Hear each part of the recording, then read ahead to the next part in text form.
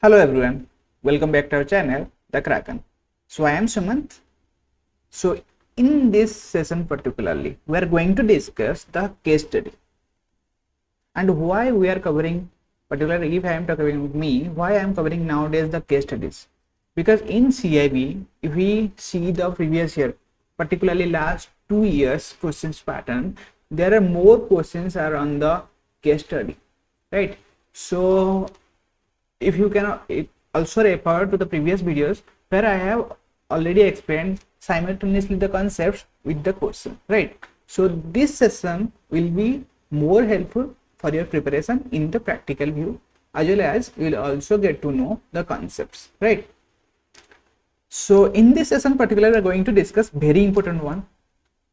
You can check the previous year questions. This is 5-mark questions definitely. So I have already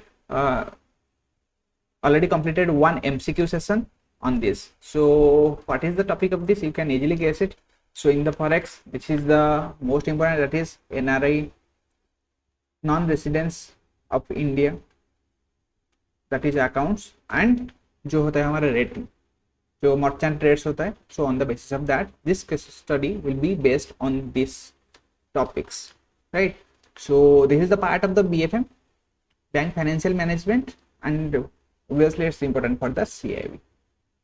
So आज के session हम start करते हैं. एक case study है, इसको आप पढ़ सकते हैं. सो ये जो केस स्टडी है, इसको आप पहले रीड करिए and simultaneously try to answer it, right? So here I will just explain if any concept I feel that you should know, then I will just cover it, briefly, so that you will have some idea regarding all those things, right? So this is the case study. Mr. Joy is a civil engineer and running a construction company in New Jersey, USA, right? He is the only son of retired parents. He married an American girl by name Miss Mary, right? And he's living with his American wife and his retired parents.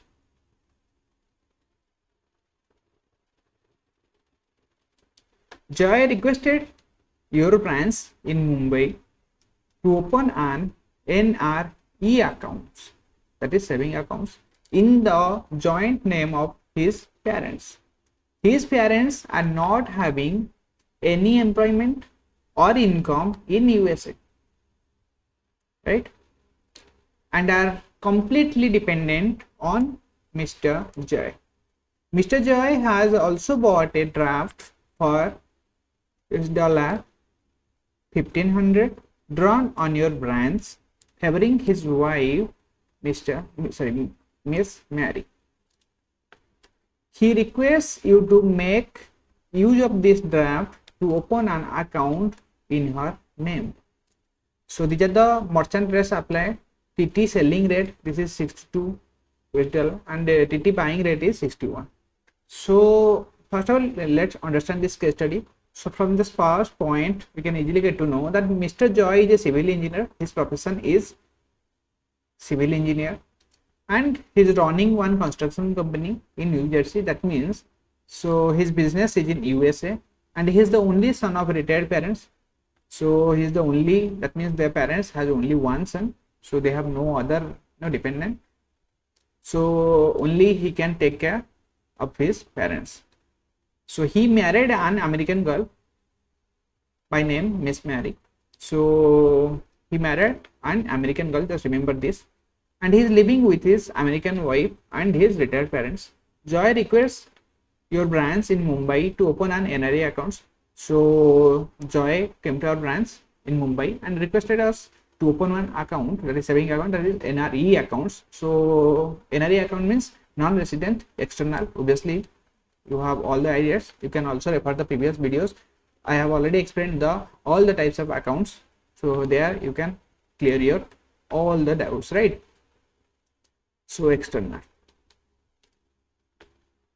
to open one NRE, that is non-resident external saving account, in the joint name of his parents. His parents are not having any employment or income in US, so and are completely dependent on mister Joy. So उनका जो parents थे उनका कोई other income नहीं था।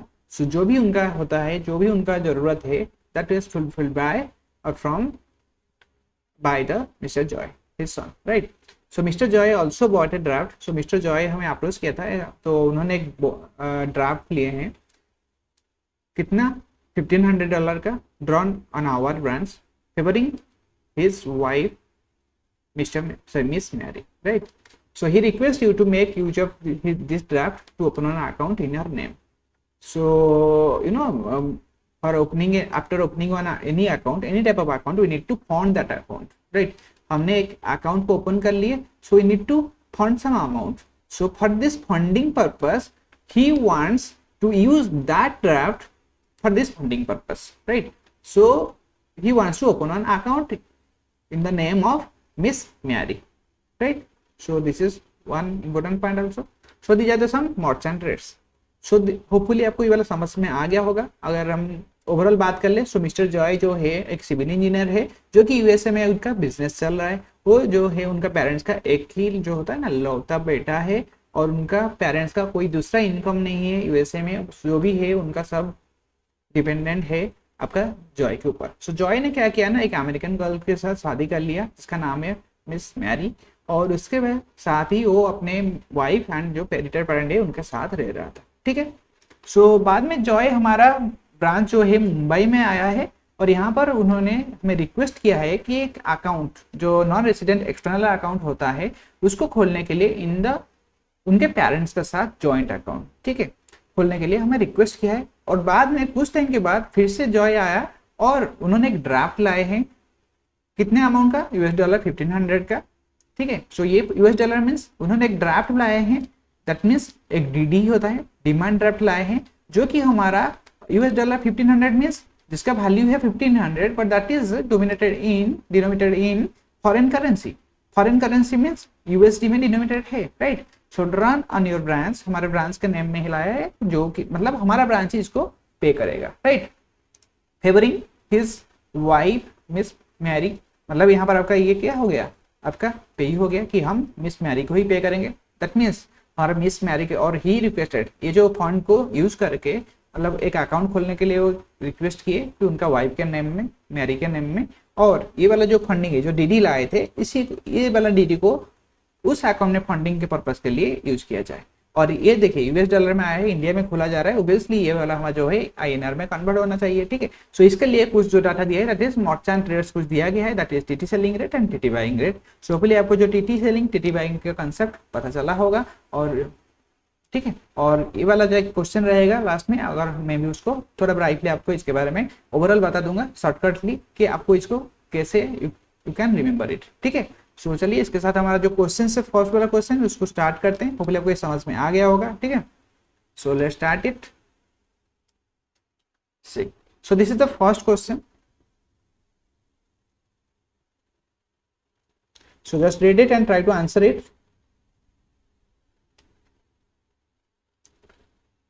So here first question, whether Mr. Joy is eligible for an account in India, yes or no?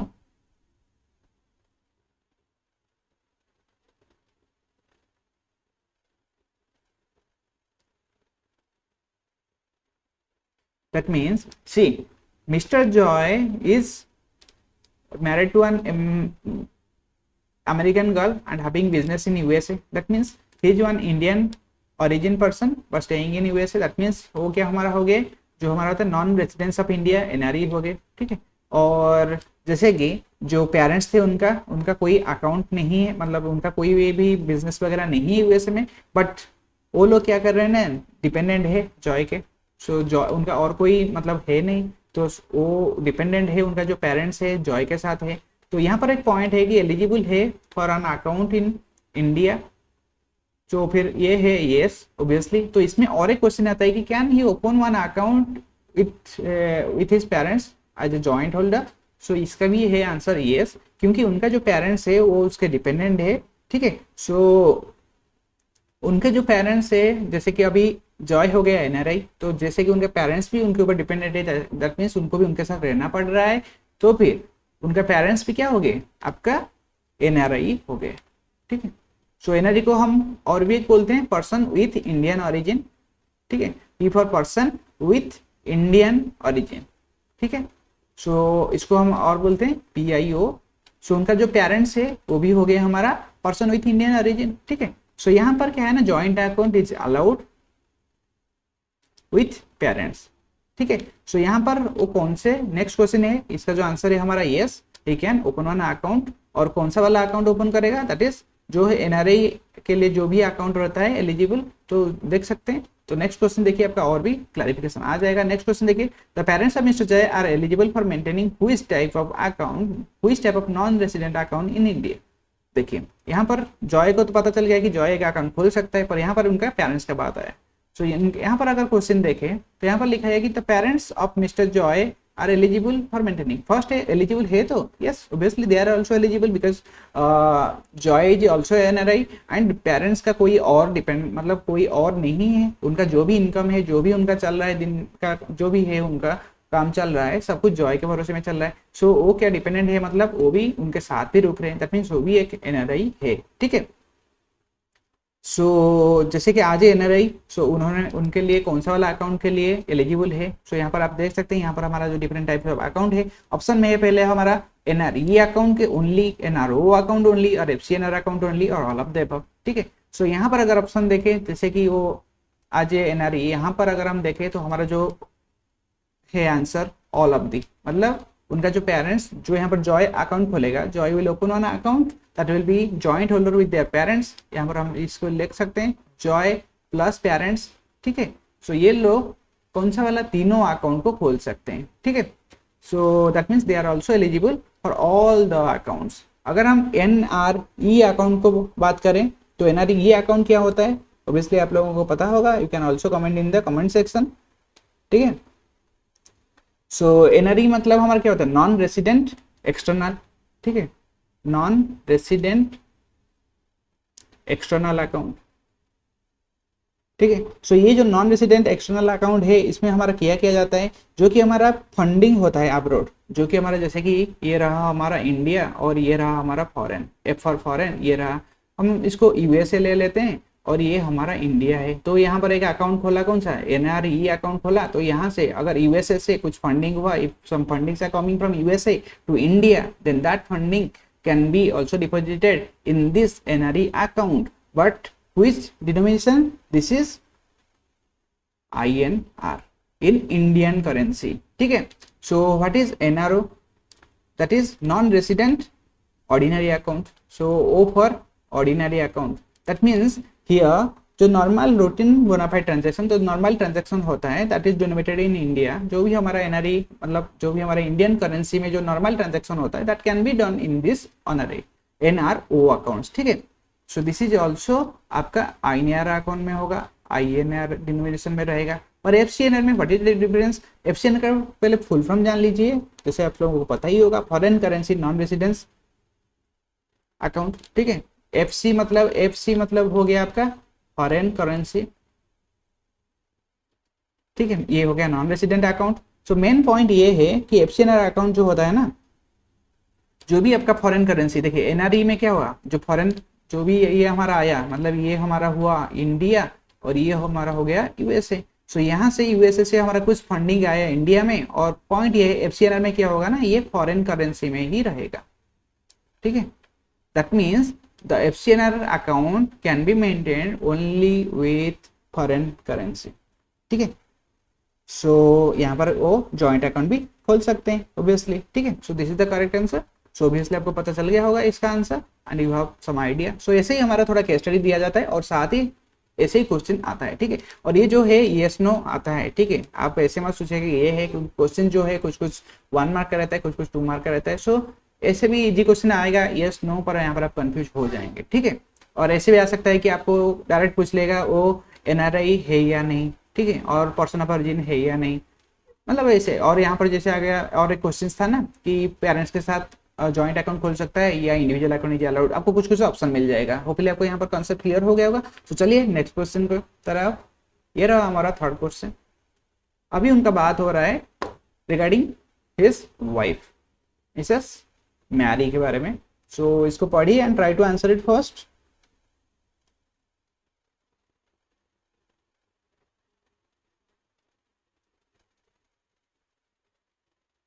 Okay. So whether his wife, Miss Mary, is eligible for an account in India? इस question को पहले समझिए. His wife जो कि foreigner है, ये कौन है? ऑब्वियसली यूएसए से है. ठीक है, दैट मीन्स एक फॉरेनर है.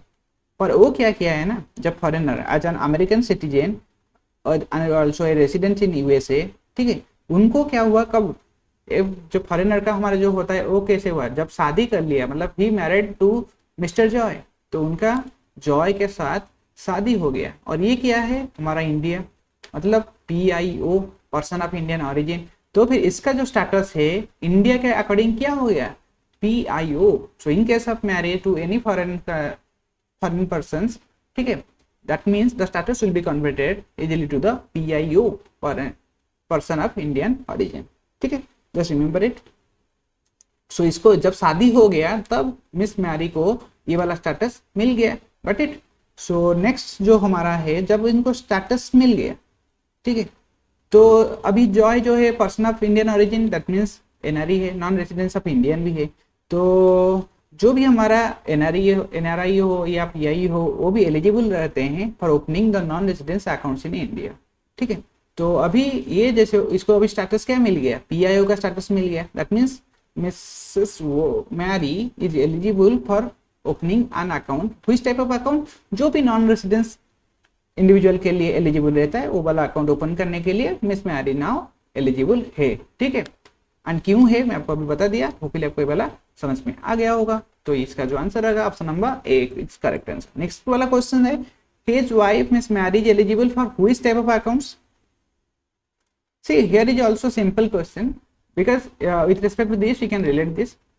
जैसे कि अभी मिस मैरी जी का स्टेटस क्या हो गया, अभी उनका स्टेटस हो गया NRI after marrying to Mr Joy. ठीक है, और PIO. तो फिर अभी जैसे इन द प्रीवियस केस क्या हुआ था, जब NRI एंड PIO के लिए जो भी अकाउंट एलिजिबल रहता है वो सब अकाउंट वो ओपन कर सकते हैं.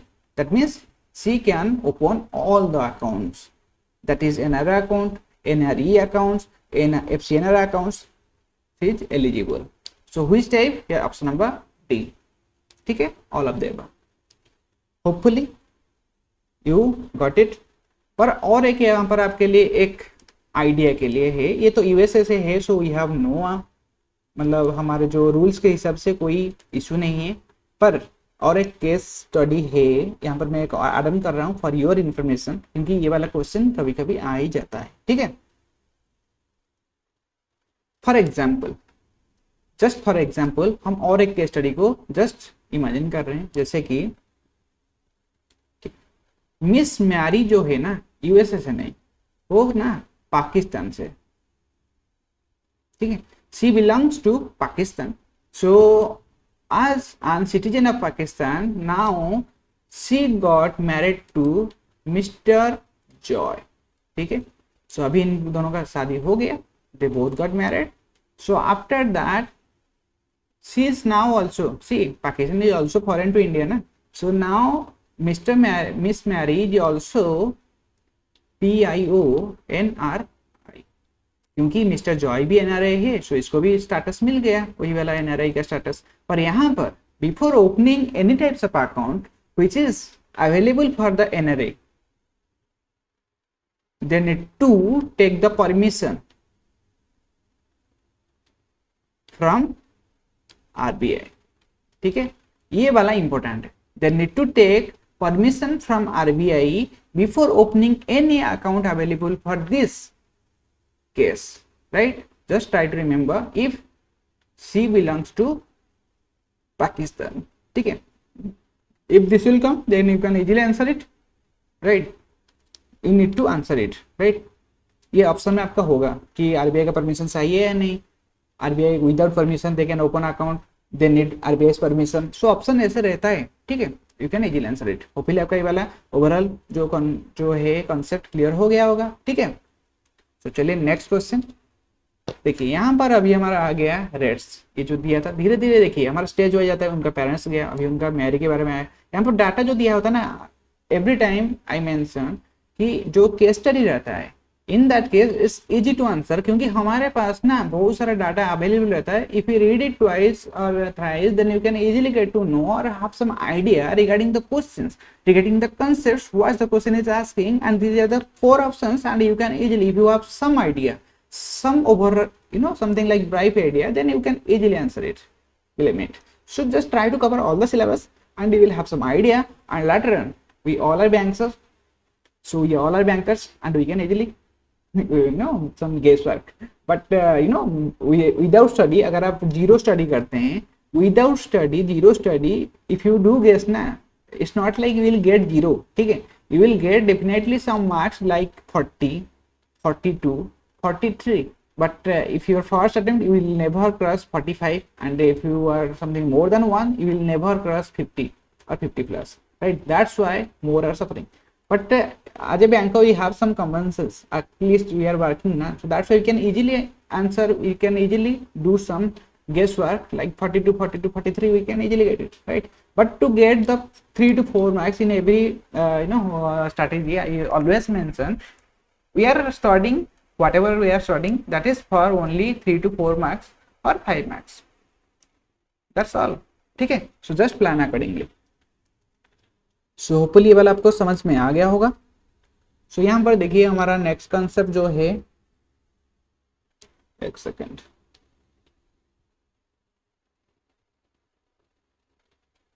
देखिए यहाँ पर क्या पूछा है, what is the rate to be applied for encashment of the draft. So यहाँ पर एक क्वेश्चन पूछा गया है कि ये जो ड्राफ्ट है, देखिए यहाँ पर क्या पूछा गया है, जॉय ने हमारे पास एक ड्राफ्ट लाए, he bought a draft that is some amount $1500 on our branch. So यहाँ पर जो यूएस डॉलर में था, फॉरेन डॉलर डिनोमिनेशन में है, तो हमारे ब्रांच में लाया, तो हमारे ब्रांच जब एनकैश करेगा, मतलब जो होता है ना डिमांड ड्राफ्ट, हमारे मतलब जैसे कि हमारे ब्रांच में लाया तो हमारे ब्रांच वाले उसको एनकैश करेंगे, that means we need to convert it into our INR, Indian rupees, ठीक है? सो यहाँ पर कौन सा रेट अप्लाइड होगा, ठीक है? जो कौन सा रेट अप्लाई होगा उसके लिए आपको ये देखिए यहाँ पर चारों ऑप्शन है, TT selling, TT buying, bill buying, bill selling, ठीक है?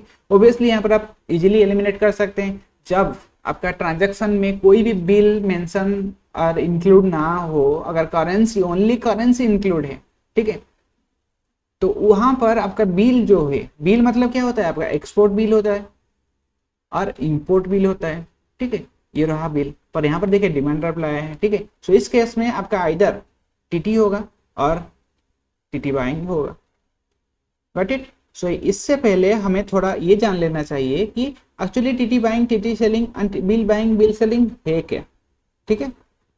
We need to have some idea regarding all this. So इसमें से आपको पता ही होगा जो हमारा होता है, that means here the what do you mean by this TT, ठीक है?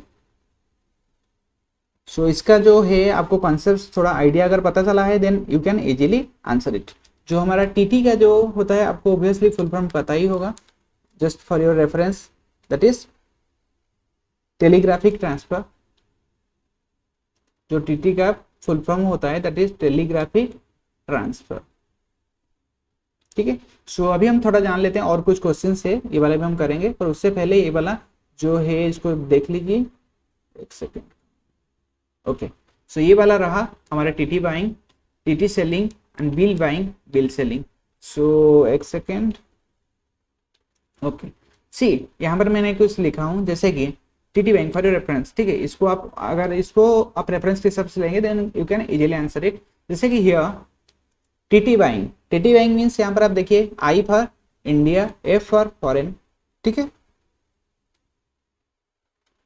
सो यहाँ पर हम क्या हो रहा है, देखिए फॉरेन से कुछ आ रहा है, फॉरेन करेंसी को हम इंडियन करेंसी में, यहाँ पर मतलब क्या है, फॉरेन करेंसी, देखिए यहाँ पर फॉरेन करेंसी को हम इंडियन करेंसी में अगर कन्वर्ट कर रहे हैं, यहाँ पर देखिए बीच में कौन है हमारा, ऑब्वियसली ऑथराइज्ड डीलर होगा या कोई बैंक होगा, कोई फाइनेंशियल इंस्टीट्यूशन हो सकता है, ठीक है? सो यहाँ पर क्या हो रहा है, फॉरेन करेंसी अगर हमारा इंडियन करेंसी में कन्वर्ट होता है, दिस इज इनवर्ड ट्रांजेक्शन के लिए हम यूज करेंगे टीटी बाइंग. एंड यहाँ पर क्या हो रहा है देखिए, TT selling, that means Indian currency foreign currency में अगर कन्वर्ट हो रहा है, दैट मीन्स हमारा जो करेंसी है वो फॉरेन करेंसी आउटवर्ड जा रहा है, तो ये हमारा लिख सकते हैं हम आउटवर्ड।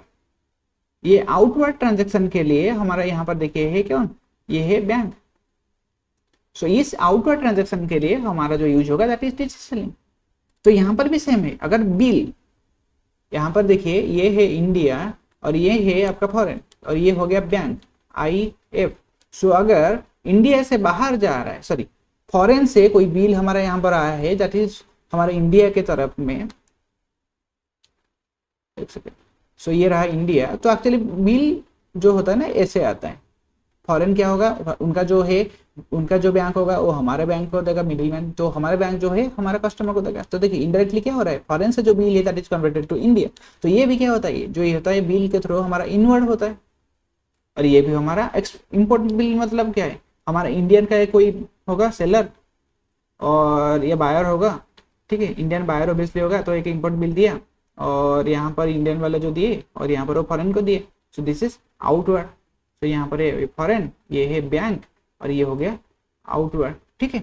सो यहाँ पर देखिए, यहाँ पर कॉन्सेप्ट आपको कैसे पता चलेगा, जो सेंटेंस में आपको कैसे पता चलेगा कि ये है, आपको तो ये समझ में हो गया कि टीटी बाइंग, बाइंग मतलब इनवर्ड, सेलिंग मतलब आउटवर्ड, ठीक है। पर हमें कैसे सेंटेंस से कैसे पता चलेगा, ठीक है। फॉर एग्जांपल यहाँ पर और कुछ एग्जांपल ले लेते हैं, जैसे कि ये सब केसेस में अगर मनी ट्रांसफर हो रहा है या डीडी हो रहा है, डिमांड ड्राफ्ट हो रहा है, ठीक है, इनकैशमेंट ऑफ डीडी हमारे जैसे अभी केस स्टडी है, और नेक्स्ट है कोई cancellation of outer remittance in form of DD, ठीक है।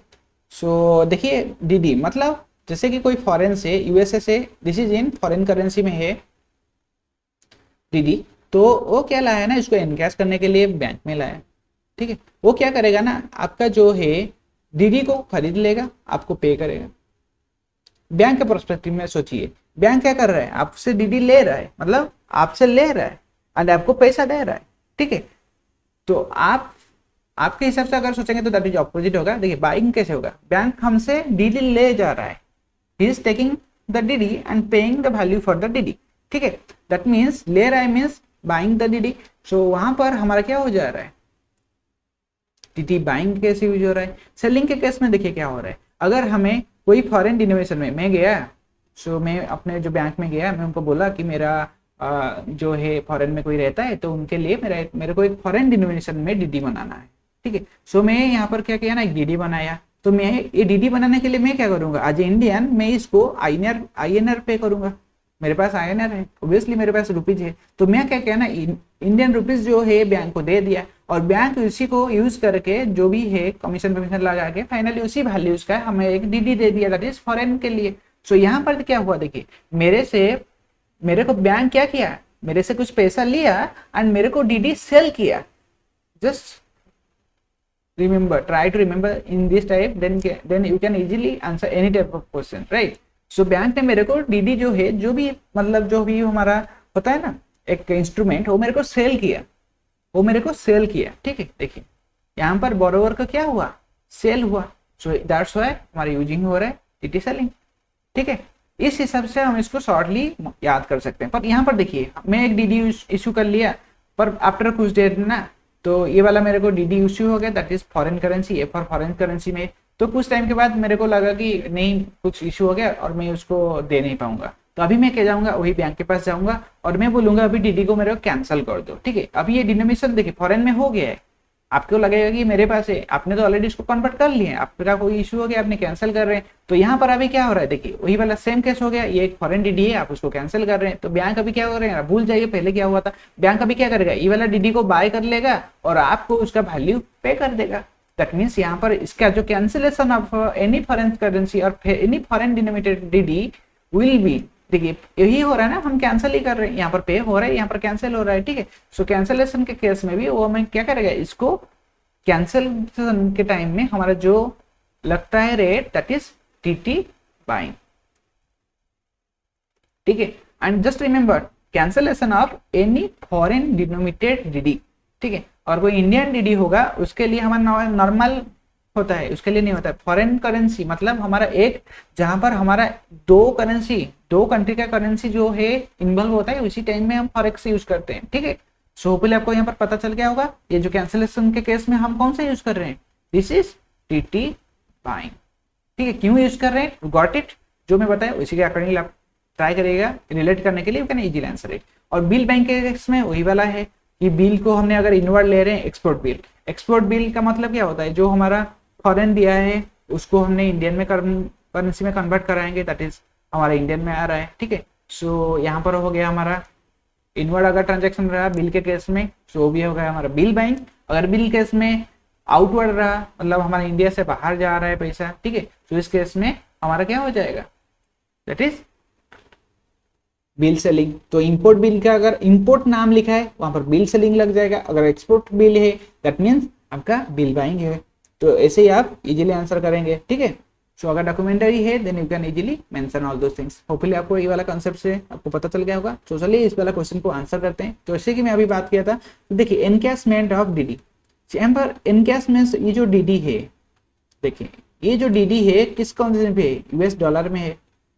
ठीक है, फॉरेन करेंसी यूएस डॉलर में है, तो इसको अभी एनकैश करेगा। यहाँ पर देखिए हमारा हो गया बैंक के पास, बैंक क्या किया ना हमसे, मतलब जो जॉय से क्या किया, डीडी को ले लिया, डीडी को बाय कर लिया। ठीक है, बाय करके उसका जो वैल्यू है किसको दे दिया, जो जॉय को दे दिया, या जॉय ने बोला कि वो वाला अकाउंट, वो जो मिस मैरी का जो अकाउंट है उसमें फंडिंग कर दो, पर जॉय को दे दिया ना, तो यहाँ पर बैंक ने बाय किया। देखिए यहाँ पर एक करेंसी दूसरे करेंसी इन्वॉल्व हुआ है, तो यहाँ पर क्या हो जाएगा, टीटी बाइंग हो जाएगा। Option B is the correct answer. Got it. So next question देखिए, what is the rupee value for the encashment of DD. So यहाँ पर जो डीडी एनकैशमेंट हो रहा है, यहाँ पर वो जो डीडी है उसका वैल्यू कितना है, एक सेकेंड। सो यहाँ पर देखिए ये जो वैल्यू, ये जो डीडी का वैल्यू कितना है, 1500 है। ठीक है, सो यूएस डॉलर में है, तो यहाँ पर रूपी वैल्यू, यहाँ पर देखिए ये वाला जो पॉइंट है दिस इज रूपी वैल्यू, इसका कितना होगा, यहाँ पर देखिए दिया है टीटी बाइंग रेट कितना है। जैसे कि मेरे को 1 रुपया, जैसे वो होता है ना, अगर एक का रुपया 5 है देन 10 का कितना होगा, 10 into 5। Got it. So obviously एक का कितना है, एक यूएस डॉलर का वैल्यू इंडियन रुपी में कितना है, देखिए यहाँ पर एक यूएसडी का वैल्यू इंडियन रुपी में कितना है, 61 रुपीज। एक यूएसडी का वैल्यू सेलिंग के केस में कितना है आपका, 62 रुपीज। हम बाइंग का रेट लगा रहे हैं। ठीक है, that means 1 USD equal to, यहाँ पर हमारा बाइंग रेट कितना है, दैट इज 61 रुपीज। ठीक है, सो यहाँ पर हमारा कितना है, 1500 यूएसडी जो वो कन्वर्ट करना चाहता है, that is 1500 into 1, that is 61 into 1500। इसको आप मल्टीप्लाई करिए, will get the answer, that is 91500। ठीक है, so this is the correct answer. Got it. अगर सेलिंग होता तो हम यही वाला फाइल यहाँ पर लगाते, अगर सेलिंग हमारा होता। ठीक है, तो यहाँ पर बाइंग है, यहाँ पर बाइंग के लिए हम लगा रहे हैं, आप ऐसे इसको ले सकते हैं। यहाँ पर जो स्लैश दिया है ना, इसका मतलब वही है कि एक यूएसडी का वैल्यू आपका 61 है। ठीक है, तो चलिए नेक्स्ट क्वेश्चन सॉल्व करते हैं। सो देखिए नेक्स्ट, हियर कुछ डाटा दिया है, what is the rate to be used for documentary purchase. देखिए यहाँ पर डॉक्यूमेंटरी परचेस ट्रांजैक्शन हो रहा है। ठीक है, अगर कोई भी होता है जैसे कि एक्सपोर्ट बिल परचेस हो रहा है या कुछ भी हो रहा है, तो उस केस में हमारा केस क्या मेंशन होगा, कौन सा वाला, परचेस के केस में कौन सा होता है। ठीक है, सो यहाँ पर क्या हो रहा है, देखिए परचेस हो रहा है, परचेस के लिए हमारा कौन सा वाला यूज होगा, बिल बाइंग ऑब्वियसली, क्योंकि अगर परचेस मतलब देखिए क्या हो रहा है, एनी डॉक्यूमेंटली परचेस हो रहा है। सो यहाँ पर जो बैंक है वो इसको परचेस करेगा, आपको पे करेगा, दैट मीन्स बिल बाइंग हो जाएगा। ठीक है, और नेक्स्ट क्वेश्चन देखिए, यहाँ पर इंपोर्ट, अगर आपका सेंटेंस में, यहाँ पर मैं इसको इसीलिए डाला हूँ कि आपका रेफरेंस के लिए, अगर कोई भी आपका सेंटेंस में एक्सपोर्ट है एंड परचेस हो रहा है तो उसका आंसर हो जाएगा आपका क्या, बिल बाइंग डायरेक्टली। ठीक है, अगर कोई इंपोर्ट है, अगर आपका कोई डॉक्यूमेंटरी क्रेडिट मतलब डॉक्यूमेंटरी है, दैट इज सेल ट्रांजैक्शन हो रहा है। ठीक है, सेल मतलब क्या हो रहा है, देखिए बैंक आपसे वो जो डॉक्यूमेंट का ले लिया और उस वैल्यू का आपको उसको पे करेगा, पर उसको उसने क्या किया, सेल किया। तो यहाँ पर आप वही कर सकते हैं कि अगर एनी डॉक्यूमेंटरी सेल ट्रांजैक्शन के हमारे लिए कौन सा होगा, डॉक्यूमेंटरी के लिए बिल होगा, एंड एनी सेल ट्रांजैक्शन के लिए हमारा होगा सेलिंग, और इंपोर्ट लगा है then that is bill selling. ठीक है, तो वी गॉट इट। ठीक है, सो ये था हमारा एक शॉर्ट सेशन, ऑब्वियसली ओवरऑल आपके लिए ये वाला यूजफुल है। और ऐसे ही हमारा question in exam will definitely have some one case study from this. You can take it from module A. This is the very important one. You can easily get it, and this is the easiest one with simple concept. You can easily get the 5 marks in the exam, and makes you, I already mentioned that the exam is all about 5 to 10 marks, and from this types of question, from this types of case study, you can make sure to get those 5 marks in your pocket. And you know, in case of BFM, what's the thing going on in our mind, right? But still you can make it easier with more practice, with more concept. Hopefully आपको ये वाला session अच्छा लगा होगा, and अगर अच्छा लगा then do like and subscribe, and you know जितना हमारा मेंबर्स बढ़ेंगे, if you do subscribe then only we will get to know that our members are increasing, ठीक है, so that we can arrange accordingly. The next sessions will be arranged accordingly. If we see our previous videos, one by one are trying to improve. We are trying to provide you quality contents with respect to the exams, as I have already attempted the exams and I know what are the things are going on in aspirants mind, especially our bankers, while working, how we need to manage. So accordingly I try to give my best to make you understand. So hopefully you also give your simple efforts by sharing this session with your colleagues and friends, and just click the bell icon so that you will never miss any update from our channel, right? So इसी के साथ मिलते हैं हम एक new session में. तब तक के लिए अपना ख्याल रखिए and just keep learning. Thank you.